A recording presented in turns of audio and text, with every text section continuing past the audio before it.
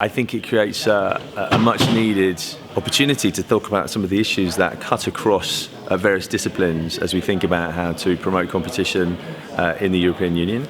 I think there are plenty of opportunities for us to speak in silos as competition lawyers or as data privacy practitioners or as government or as in-house.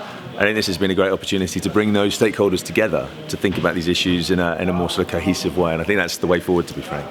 I approach the debate with a very open mind. I think it's clearly an area where we need to think about ways of promoting competition, maintaining competition in these markets. They affect people's lives in many different ways, and it's a very important area as a society for us to think carefully about the rules and regulations that apply.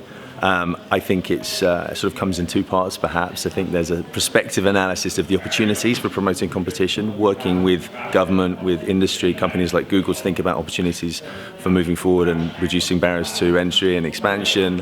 I also think there's a sort of where are we now part of this exercise, where you look at projects like the data transfer project, for example, which has been referenced by a couple of the regulators today, and to think about where we may have frameworks in place that provide a grounding, a basis for moving forward and promoting competition in the way that seems to be at the core of many of these reports we're seeing.